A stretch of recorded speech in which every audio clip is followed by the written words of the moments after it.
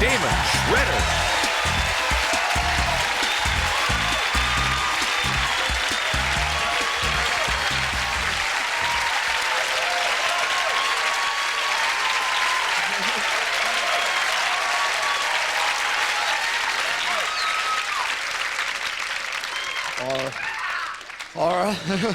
All right, T.O. here. Coming out. It's my first time here in a while, man, but I thought it was pretty nice of the Rolling Stones to stop in and chip in with the big SARS benefit concert there, because, like, if anyone was susceptible to SARS, it was Keith Richards. Like, I heard that guy had his, like, immune system removed in, like, 68, right? So, good on him for showing up. Now I'm rolling down. It's weird. Like, I'm here, like, they're like, hey, call me up. Like, hey, you want to come and do a TV show and stuff? And I'm like, sure, right? I'll roll on out, because I didn't even want to be a stand-up comic growing up, huh? Like, I wanted to be a fireman really bad, you know? Yeah, I tried out for the fire department. I got cut, you know? So I had to go back to my little hometown, join a volunteer fire department. Yeah, not quite the same thing, huh? Yeah, like real fire department, they're paid, right? They shoot a little stick, the alarm goes off, they slide down the pole, load up the Dalmatian, go fight the fire.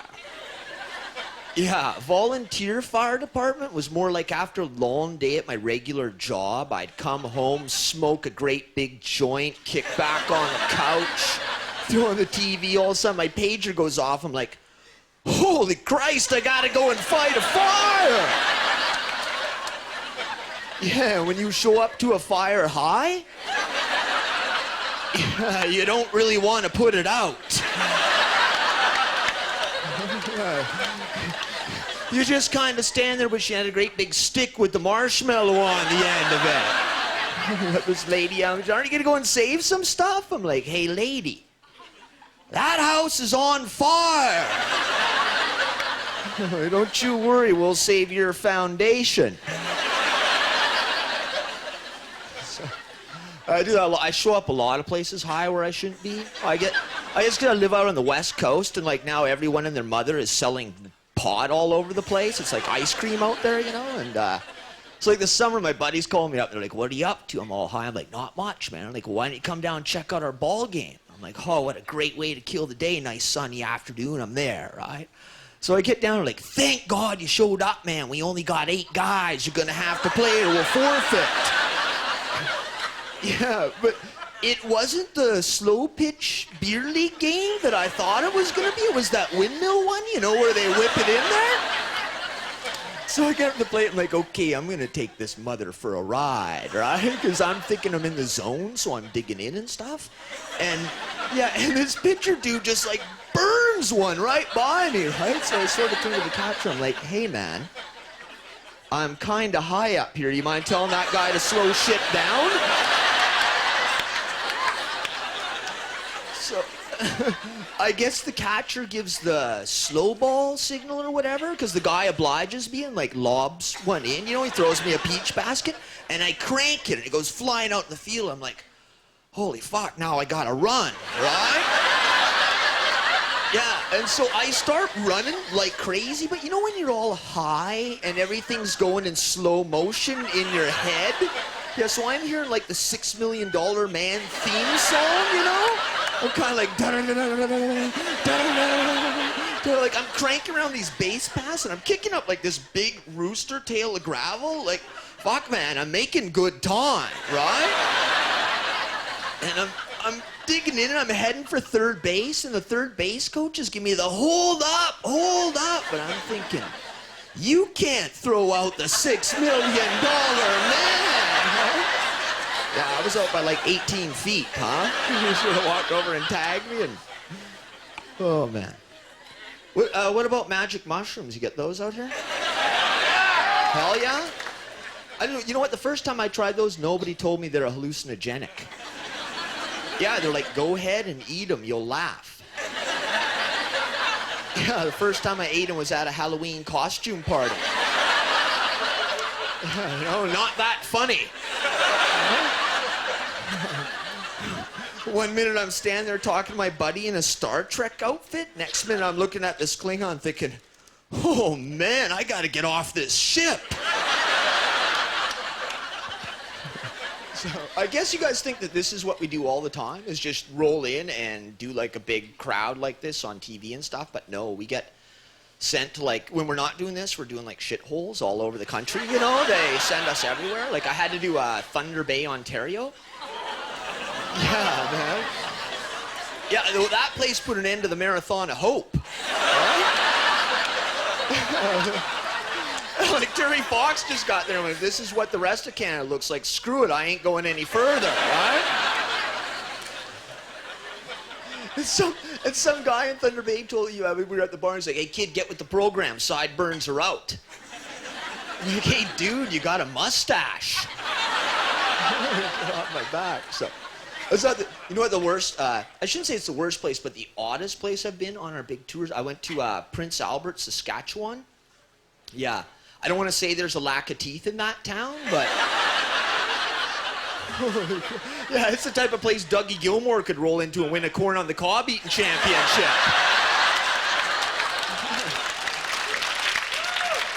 You can just mow down there, man. And I went out, and I don't know, like, the women up there are a little pent up with frustration and stuff. I don't know if they get some cabin fever or whatever, but I went to do the show, and after my show, I sit down, this older lady starts buying me tequila shooters.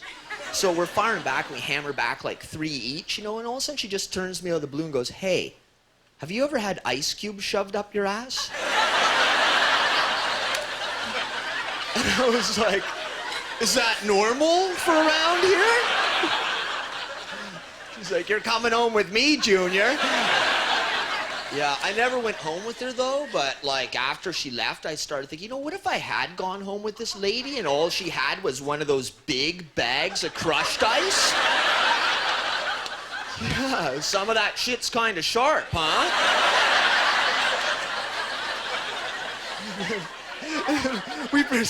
We proceeded to get all drunk with the staff, because that's what you do when you go on these road things. So we do go to some drinks. They're like, come on, they're all off at midnight. They're like, we'll take you out to a special event. We got a big event tonight. I'm like, special event in PA, right on, I'm with you, right? So they take me to this amateur strip contest. Yeah, it's the worst thing I've ever seen, huh? Like, they brought out the first girl, and she had kind of like a bent-up eye, you know? And, yeah, and I don't think her legs were the same length, because when she came on the dance floor, she sort of limped out there, you know? And then she starts rolling around and stuff and doing her routine in front of me, and I'm keeping my head down because I don't want to look up, because I'm thinking, you know, what if I look up and this turns me on? I don't need that kind of pressure in Prince Albert, right? I'm a bit of an actor as well, but you guys probably won't recognize me from anything, because as Canadian guys, we only get these really lousy parts in shows, you know, like they fly in all the guys from LA and then they just fill in whatever's left with whatever Canadian guys are lying around with a photo, you know? So, yeah, so I got the worst part all the time. I got a part in the TV show Smallville, so I'm like, right on, Smallville, big break, right? So I play this guy who gets the life sucked out of him by a vampire. Yeah, but I'm not the guy. They got like a fat guy who plays the part, and I'm just the guy after he gets the life sucked out of him.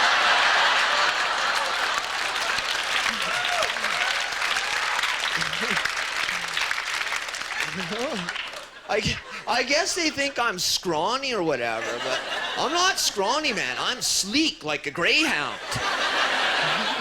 I'm at my optimum running level here, but we went out in LA for tattoos, and we go in to get tattoos. The guy's like, hey, what's the scrawny guy want? I'm like, fuck you, buddy. I'm a greyhound. Slap one right on here, right? Yeah, so I wake up in the morning, I got like this dog tattooed to my arm for life. I'm like, holy Christ, I got a dog on my arm for life, right? Yeah, that's not so good, you know, but, you know, you guys could dump me off like anywhere across the country. I just flag down like the first bus coming through, and the guy would be like, hey, man, you got a ticket? Like, hey, fuck, buddy. I'm a member.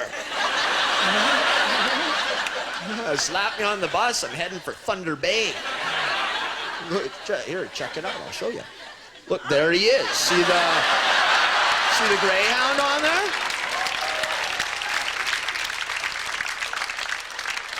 You know, I just thought I'd show you guys that, because I don't know if you guys think we make this shit up or whatever, but we don't, huh? Like, I don't even really have any jokes. I'm just more like the guy who shows up to your kitchen in a party and snags a beer, you know? I'm that dude, right? So, I live in Vancouver now, and I didn't grow up there. I grew up on Vancouver Island, like this little tiny like beach resort town. So I moved to the big city, and I was just like kid off the turnip truck type, you know, like I was roll into town. And Vancouver's got like this big gay end of town, right? It's kind of like the San Francisco of Canada. And I didn't know that when I first moved there. And like day 3, I walked into this gay bar called Numbers, but it just said Numbers in big block letters, so I was assuming it was a sports bar. You know? Yeah, so I walk in, I see a bunch of guys sitting around, but I'm thinking, well, no big deal, sports bar is full of guys, it's gonna be full of guys, right? So I can see the sign, it says The Pit. I can see these TVs on, thinking, Game Pit, game's on, I'll go down and check out the score. Right? Yeah, so as I'm walking down into the pit, everything's kind of pink, and I know something's up, because my spidey senses are starting to tingle. Yeah, and I look up, and there's a ball game on TV, all right, but it wasn't the type I was expecting. Right then, this guy just looks at me and winks. And I don't care where you are, for a second, your ego gets hold of you. I start thinking, hey, man, I must be looking hot. But it's not my fault. Like, if I were to walk into a lesbian bar tonight, I'm not going to know it, right? I'd probably just cruise in there and go, holy Christ, man. Get a load of these odds. You know, if I can't get laid in this place, there's something wrong with there, right? I'm a filmmaker as well. Once again, you'll have never seen... you doubt me? You'll never see anything we make, but we just make these short films. But a bunch of us got together and decided to rent this 3,000 square foot studio place that we can live in the back, and then we can film stuff in the front, right? So we got a great deal on the rent, but it's on the corner of Hastings and Abbott, which is where like crack meets smack in downtown Vancouver, you know? So I'm coming home day 1, the furniture's been delivered, I got the keys, I'm all excited, right? So I'm coming to Hastings Street, and there's this police tape up. I'm like, oh man, maybe they're shooting a movie or something, right? I'm all jazzed. No, it turns out this crack addict on his bike has ripped someone off and made a break for it, and these guys looking for him in the car found him and turned and drove him right through the front entranceway of my building. You know? Yeah, I'm like, great, day 1 I get home, I got a crack addict stapled to the front door. So these cops like, okay, man, we've done all our security stuff. You're going to have to watch the place. We've written our report, and we're leaving. I'm like, I got to guard this place? I'm like, yeah, you're in charge. I'm like, holy Christ, man. So I head up to the 3rd floor, and I'm feeling pretty good because I'm up on the 3rd floor, you know, but I got like lunatics running all around down below my building, and I feel a bit like I'm in a castle under siege, but I don't have any boiling oil to pour on these guys, you know? So I'm like, okay, I'm going to be ready for one of these guys if they try and break in, right? So I head over to my golf bag and I grab like my 5-iron out of there, and I get to the front door on the 3rd level and I barricade myself up against it. And about 15 minutes later, I get this panic-stricken little sweat comes across me because I remember I don't hit that well with the 5. Yeah, like I'm gonna need a driver to belt one of these mothers out, right? So I call up my comic buddies. I'm like, listen, man, we got an emergency situation. I'm at the new pad. A crack addict got run through the front door. I only got a 5-iron. You know how I hit with that. You better get over and help me guard this. Like, no problem, Damon, we'll be right over. It's about 10:30 at night, I put out the call. My comic buddies show up at 3 a.m. high on acid. Like, hey, you want to eat some acid? I'm like, well, it's 3 a.m., what else am I gonna do? So now you got all these comics high on acid guarding the fort against the heroin addicts down below? Okay, let's see what you got. We're on a level playing field here, bring it on, right? So we decided to check out the scene down below. Now it's about 4 a.m., so we head to these front bay windows. We kick them open. We're looking down the street down below, and there's this one heroin addict lying like face down across the street, right? My buddy and I are arguing over whether the guy's alive or not. I'm like, he's like, I think he's dead. I'm like, no, look, he's fine, man. His feet are kicking. He's moving around and shit. Right? He's like, no, man, that's just the acid. It only looks like he's moving. It's breathing, right? We're like, well, how are we going to know if this guy's alive or not? I'm like, well, why don't you grab that slingshot there and some of those BBs and we'll shoot him, and if he moves, we'll know he's alive, right? So we just start unloading on this guy, and who knows how long you fire at someone when you're high on acid because you lose track of time, you know? But my fingers are getting sore from the slingshot, you know, and it's pinging away and he's not moving. I'm like, man, we got to do something about this, right? So I grab the phone, I dial up 911, I'm all high. I'm like, yeah, give me the ambulance.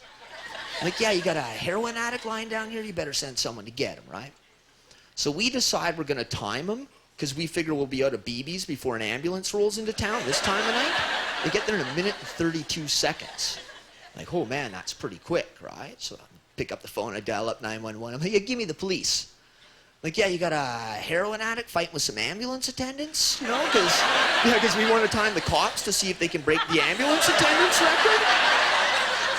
Yeah, they get there in 4 minutes and 58 seconds, right? So I go for the hat trick, I grab the phone, I dial up 911. I'm like, yeah, give me the fire department. And all of a sudden, my pager goes off. I'm like, holy Christ, I gotta go and fight a fire!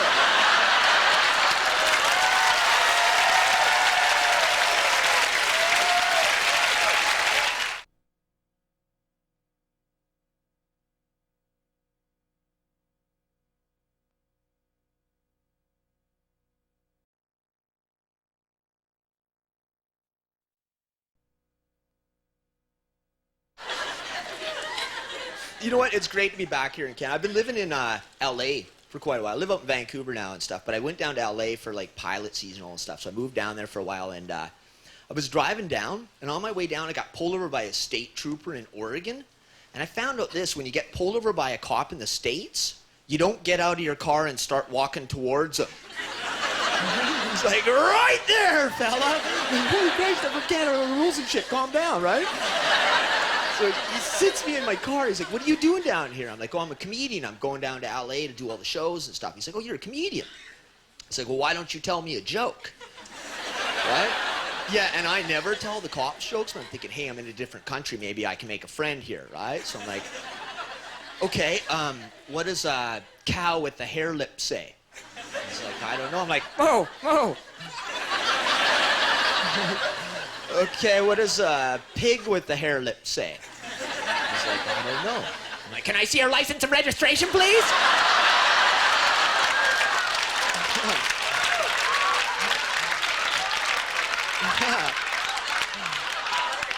Yeah, I got a big ticket, man, but I'm just gonna cut him a Canadian check and screw him on the exchange, so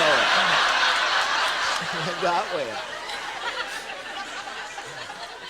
And I was living in their country when the Iraq War kicked off, and oh man, do they love it down there, man. For them, it was like Super Bowl Sunday. They're like, hey, it's going down tonight. We got chili and beer on. Come on over, right? So I showed up to this big Iraq war party type thing. And I'm the Canadian guy. And when they find out I'm from Canada, they start bugging me because we sat this one out, you know. And I'm like, you know, and I yeah, they're like, you guys are a bunch of pussies, you guys from Canada and stuff. I'm like, hey, I just had to remind them that between our two countries, we've only ever had one war, and that was the War of 1812, and Canada won.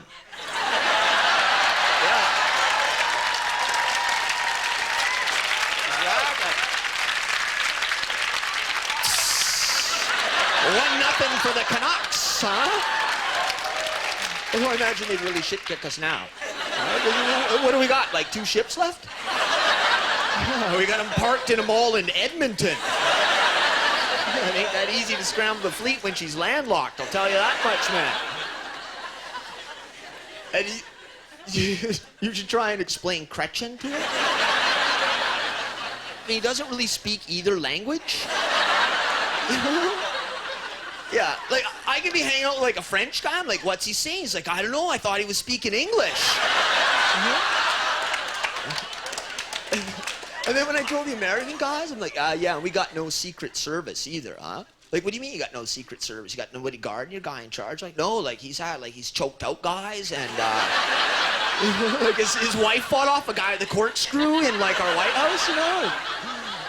And I was like, you know, okay, you know when George Bush gives a speech, he's in the White House, it's all upper class, right? Like Kretchen, remember he's giving that speech in like an airport hangar, and you could see like people walking behind him with luggage and shit. There's just, everyone's wandering around, and he's going off, and everyone's like, what's he saying? I'm like, I don't know, it's gotta be important though. He's in an airport hangar, right? And then that guy snuck up from behind and got him in the face with the pie. Like, he hit him with the pie, and then he just walked off. And you could see, like, his aide guys looking at each other like, oh, man, they really got him that time, huh?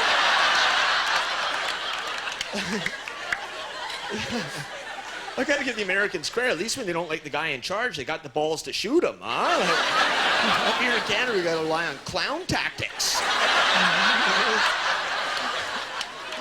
Let's take him out with the old pie to the face trick. It works every time, huh? Oh, yeah. I get a kick out of American tourists when they come up here. I don't know what they do in Toronto. Like, I don't know what kind of questions you get asked, but the best one I've had asked in Vancouver is hanging out at the Pan Pacific where these big cruise ships come in and dock. This big cruise ship came in from Texas. Like, I don't even know how they got to Vancouver, right? Doesn't really make sense, but somehow they swooped around and they show up. And so they're all disembarking. All these people come off, and this little couple from Texas comes up to me. I'm sort of hanging out having a smoke, and they're like, hey, do you live here? And I'm like, yeah. They're like, well, if you live here, could you please tell us what the altitude is?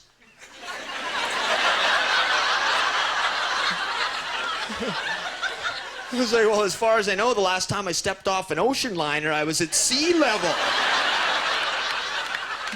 You know? Yeah, just because we're above you on the map doesn't mean we're higher up, right? But I quickly befriend. I give him some of those Frisk mints. You know, those little mints? Yeah, they don't have those in the States, right? So I load her up. I give her like 5. You know, yeah, and she just fired them back and flipped right out, right? Like, oh my God, these mints are burning my mouth. These are the strongest mints I've ever had. Why are your mints so strong? I'm like, well, up here in Canada, the beer's a little stronger. Yeah, so we got to make the mints a little stronger. Yeah, so we can get through the roadblocks.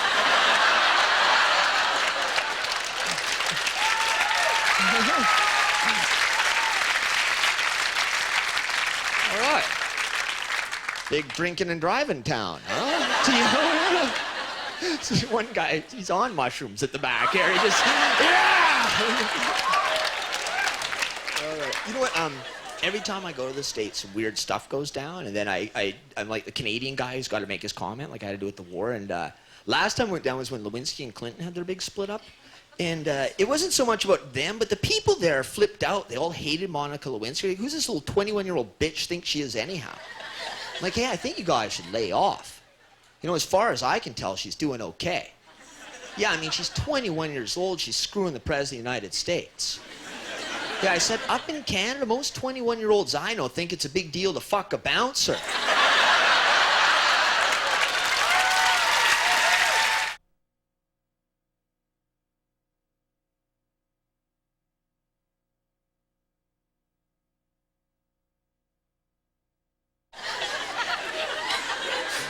This is what I did for my big summer holiday. I don't know what you guys, I know you go, was it cottaging out here?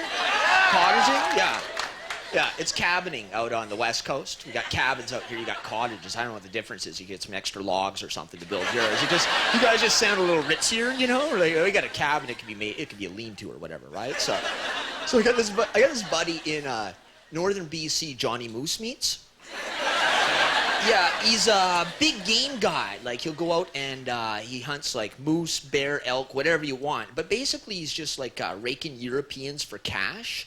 You know, like these guys from Europe and stuff will come over and pay like $5,000 US a head to go on this tour. So he calls me up. He's like, hey, man, you want to come at moose hunt with me? I'm like, man, I can't hunt moose. He's like, well, you can pretend to be my assistant guide. It'll be like a free camping trip. I'm like, free camping trip, okay, I'm in, right? Because, yeah, we all know the outrageous prices of camping. So, yeah. So I get up there and like, day one, we're guiding like these 3 Germans through the woods, and I'm in like my little assistant guide's outfit, you know? And so I'm a little nervous because I got like 3 Germans with rifles walking behind me. You know, and historically, when you hand the Germans rifles, bad shit can happen, right? So I'm trying to make small talk with these guys. I'm like, so you guys big David Hasselhoff fans or what? My buddy Moose Needs will play it up. He'll stop and pick like pine needles off a tree and taste them. He'll be like, oh yeah, we're close. You see these Germans loading up because they think they're going to bag a moose?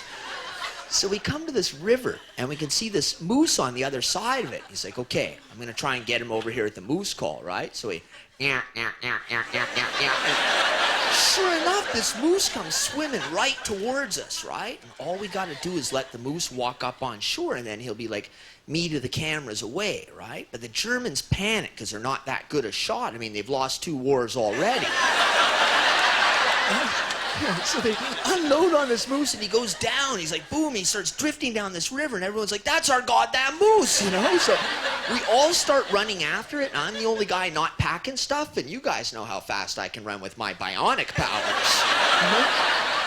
So I'm leaving these Germans in a trail of dust, and I run up ahead, and I see this big log that goes out over these rocks onto the river, right? So I run on this log, and I can see his moose antlers bobbing down the river towards me. So I'm thinking, okay, I'm gonna grab this fucker, right? Yeah, so when he comes underneath the log, I reach out to grab him, but I want to get a good snag on him, right? So I lean out and I get him. I hook him by the antler with the inside of my arm like that. Like I just grab on, and when I grab a hold of him, I find out those moose are heavy. Right? Yeah, so now I'm like whitewater moosing down these rapids. Yeah, but I don't have a paddle and shit to steer him, you know? I'm trying to use like the antlers as a runner, you know? Like, but I'm taking on water, I'm thinking, oh man, I'm gonna drown on a moose, right? These German guys like, ride him, buddy, go, go, go, you're crazy, ride him, go, you know? And thank God his moose antlers hooked onto this rock. Like he snags this rock in the middle of the river, you know. So I jump off onto this rock, and he sort of docks beside me there, you know. And I'm waving to the Germans for help and stuff, you know. But they can't build a bridge or anything to save me, right? So they call in the search and rescue team. Right? So about 45 minutes later, this great big 2-pronged chopper flies in, and they lower down this search and rescue dude, and he hooks me up in like this little safety satchel underoos type thing with a cable on it. He's like, okay, this could be a little rough. I'm like, hey, listen, buddy. I just rode a moose a half a kilometer down the rapids. I think I can handle the 2-minute nut cinch ride back up into the chopper. Yeah, I guess the moral of the story is don't go hunt moose with Germans, huh? Like, wait till the Swedish guys ruin their cute IKEA pup tents and shit, and then hop on board. It's a much better ride, right? Whoa. I read this in the paper. Well, I thought it was pretty funny. I might have been high at the time, I'm not sure. But there was this ball game in Pittsburgh, and this guy in the Pirates hit a home run, and he knocked the ball right out of the stadium, and it flew right into the handicap section. Yeah, and it hit this quadriplegic guy right in the head. Yeah, I'm like, what are the odds that it hit him in the only place he could feel it?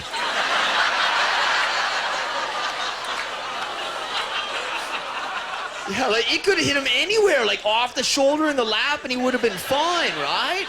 And plus, you know, when it was coming towards him, he's like the only guy who couldn't move, you know, like everyone else was rolling out of dodge, like back the hell up, you know. All he had was that little straw to fire things up, like when your car won't turn over in an emergency, you're like, you know. And I'm sure he did his best to like dodge left, you know, but when you only got 8 inches ahead, you're like, holy Christ, I broke left and it still tagged me, right? So.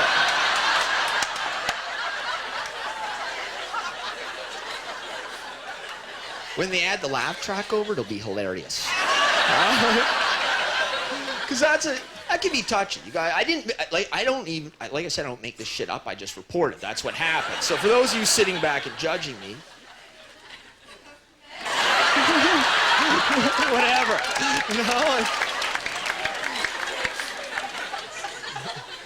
I went and saw the Incredible Hulk movie there that came out, and I was like, what the hell is this? It's this giant green guy, and they can shoot him and stuff. He absorbs bullets, and he's bashing tanks around and jumping from mountain to mountain. I'm like, what happened to like the TV dude, Hulk guy that, you know, he'd get a flat, and he'd go out to change his tire, and it would collapse on him and pin his leg, and then he'd get all pissed off, turn green, throw the car off, run into the bush, and pass out in a pair of cutoffs. Like, this new guy's pants are the size of a chopper, right? Can't really. That's 70s TV shows, I guess. I don't know. Like, they make it, like, as a kid, it looked pretty cool to maybe be a rig driver. You know, that's maybe not that great a job now that I'm an adult and I see him driving miles. But like, as a kid, it's like, yeah, you get a monkey and you hop on board and you drive town to town, like solve small crimes and shit, and then you just outrun the deputy to the state line.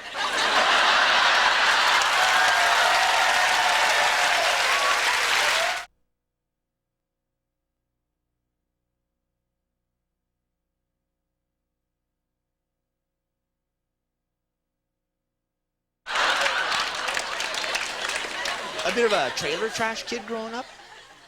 Yeah, I don't know if you guys put that together yet or not, but yeah. Yeah, well, you know what? See, if you are, you don't eat, like, I didn't even put it together till, like, last Mother's Day. I go in to get my mom a card, and the lady's like, oh, what do you and your sister want to get your mom? I'm like, hey, I said this was my sister. I didn't say we got the same mom. She's like, what? I said, here's how the family works. I said, I got myself and my brother, same mother, same father. Then I got a sister, same father, different mother, a brother, same mother, different father, and another brother, same father, different mother. Lives with my sister who also has a different mother. Yeah, and holy shit if Hallmark didn't have a card for it.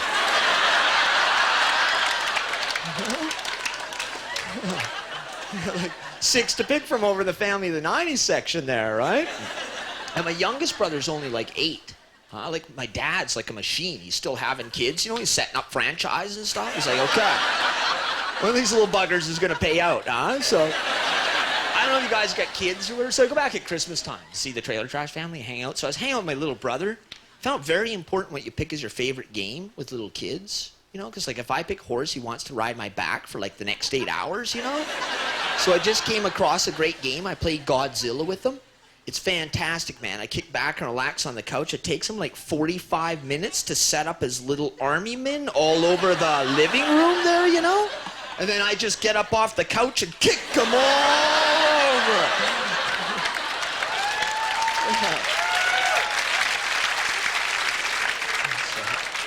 Like, rack them.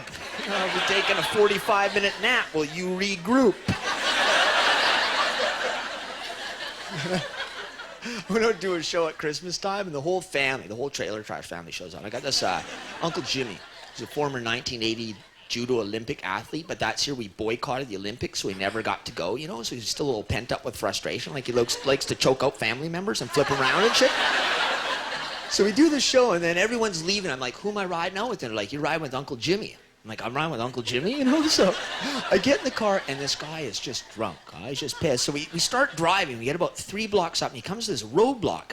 So he decides he's going to run it, right? So when you run a roadblock, the cops come after you pretty quick, by the way, right? So they pull us over this ditch, and he's freaking out. He's like, where's my cortisone cream? Where's my cortisone cream? And I'm like, oh, man, maybe he's got an elbow infection or something. He needs cortisone cream to rub on there, whatever, get the window down. Like, I don't even know what cortisone cream does, right? So I'm digging frantically all over the car, and I find it in the glove box, and they give it to him, and he eats. He's like, ah! Like, what are you doing? It's like, I need something to hide my breath from the cops. I'm like, fuck, man, I've got gum. He's like, do I look like I'm drunk? I'm like, no, you look like a guy who's messed up on cortisone cream, right?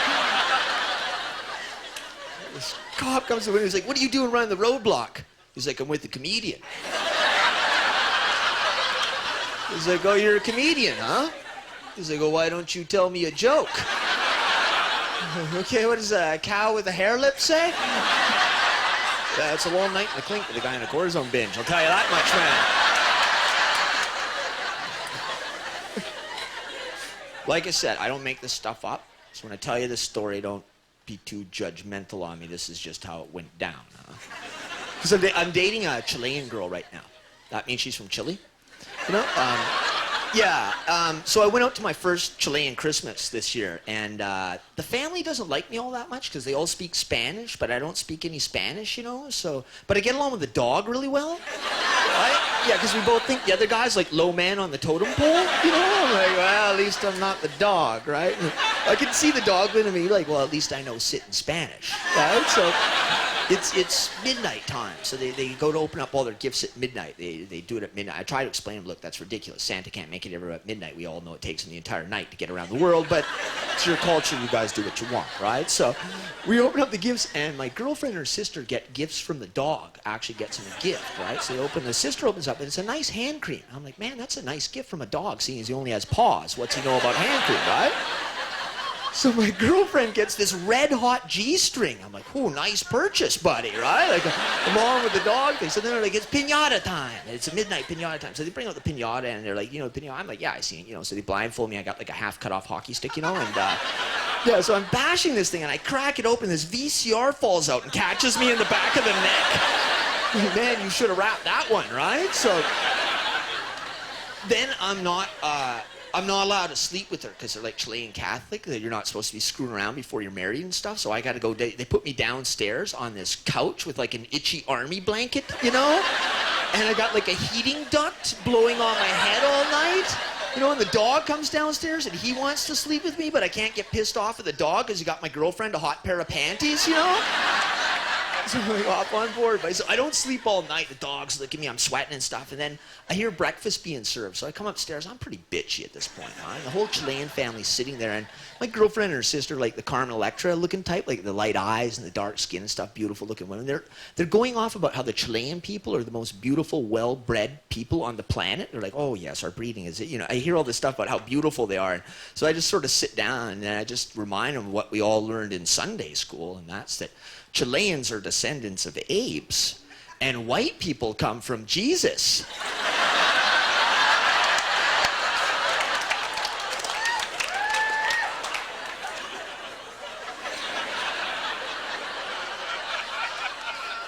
I don't know if I'll be back next Christmas. Huh? See, some people take that the wrong way. They think that's like a racist joke, but it's really a joke about white kids being brainwashed the wrong way by the church, but then again, maybe that's offensive.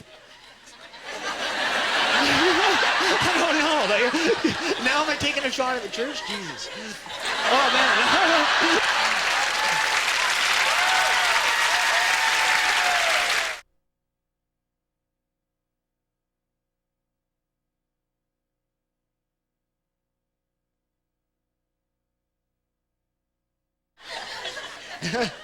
I don't know about getting married. I think about getting married once in a while, but every guy I know that's married tells me the same thing. They're like, don't do it, buddy. Don't do it, huh? And I feel a bit like that guy in Apocalypse Now, and they tell him, like, don't head up the river. There's something evil waiting for you, right? But I don't know what's up there, so I'm thinking I got to take a ride for myself, you know? And I have been a best man. I got to be best man at a buddy's wedding. He called me up and said, hey, man, can you be my best man? I'm like, sure, I'd love to, right? So I fly out to Winnipeg, and he picks me up, and we go out for a few drinks because we haven't seen each other for a year, and we're drinking, and, you know, we head back to his house. And I haven't met his wife-to-be yet. Like, he's met her in Winnipeg, so we're kind of loaded, and we're walking up to the front steps, and right when we get to the front door, she just rips open the front door, and she's like, if you think just because this ass clown's in town, you go out drinking all night, you got another thing coming, you sorry son of a bitch, and slams the door in our face, right? So I sort of turn to my buddy, I'm like, so, she's the one, huh? And then they got us in the back room. I don't know if you've ever been a best man, but they got you like locked in this back room before you go out. And my buddy's like sweating profusely, you know. I'm like, listen, man, if you don't want to go through with this, you just let me know, right? Like, I'm your best man. I'm your last line of defense. I'll swallow the ring if I got to. Yeah, you just give me a tap on the shoulder, and I'll fire that fucker back, and we'll put a stop to this right now, all right? So we get out there, and the preacher gives, if anyone has a reason why these two shouldn't be married, say something now or forever hold your peace. And I've never heard hang time like this in my life. It seemed to hang out there for like 45 seconds, you know? And I looked at his side of the family. I saw people going like, you say something. No, you say something. Nobody said anything. We send the poor guy up the river, right? That's the end of Clint. Oh, jeez, can we strike Clint from the record? I just said his name on national TV, huh? Like wait a minute, he's gonna be sitting it somewhere and his wife's gonna know now? This is what happened?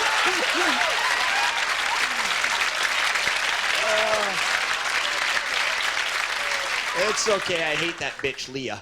So, it's out now. I hope you're watching right now, Leah.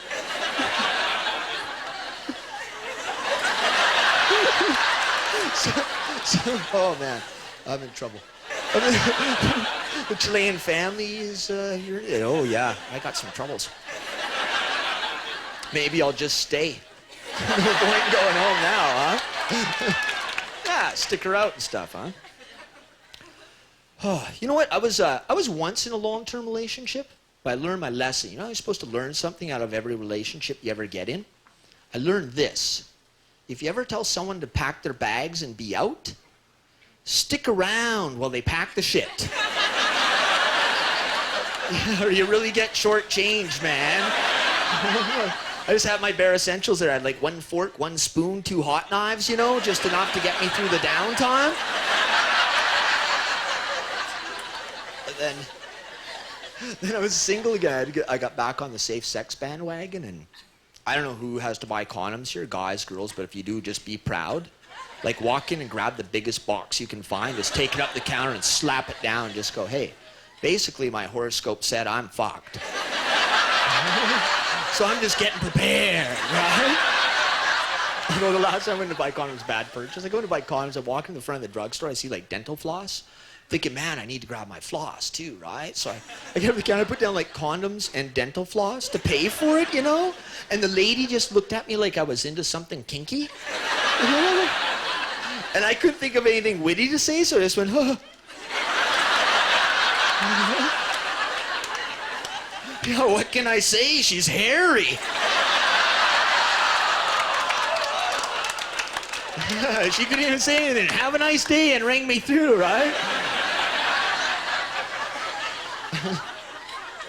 And then I wound up with a dirty talker. I don't know if you've ever been with a dirty talker. If you are one, bless your heart. I kind of like the instructional stuff. Very easy to follow. Can you do this, that? Yeah, I'm all on board, you know. But once in a while, they'll throw out something that kind of throws you for a loop. You don't really know where to go here on this one. Like, I'm with this girl, and we're right in the middle of screwing, you know. Like, I think I'm putting some pretty good wood to her, right? And, yeah. And she says to me, deeper. Yeah, like I got some extra unit I've been holding out on her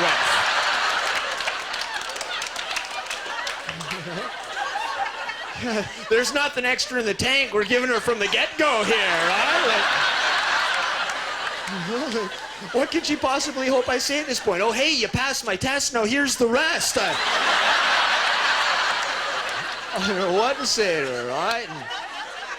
Yeah, and that's a bit of a shot to the ego, right? Like, you don't want to hear that, but then I started thinking, hey, wait a minute, you know, what if it's not my fault? Yeah, I mean, you park an RV in the Grand Canyon, it still looks small.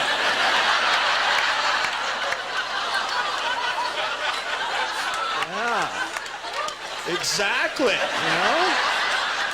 Yeah, maybe I should have been saying to her, tighter.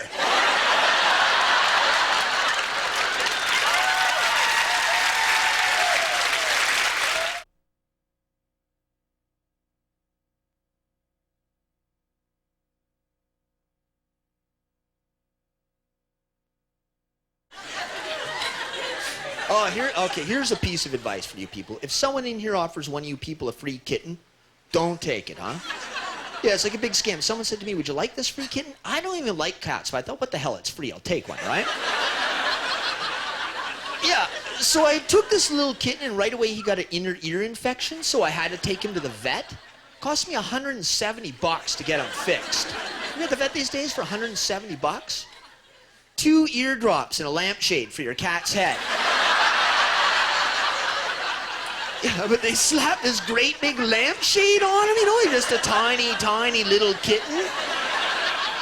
Yeah, and I got really uneven hardwood floors in the apartment there, you know, so when he went to run, he kept, like, getting his head snagged in the cracks, right?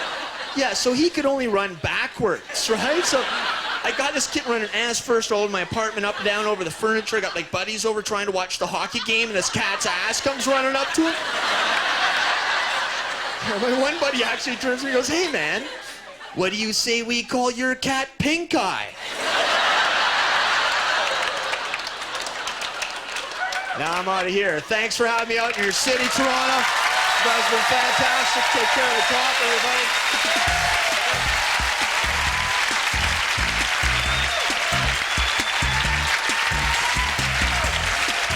Ladies and gentlemen, Damonde Tschritter.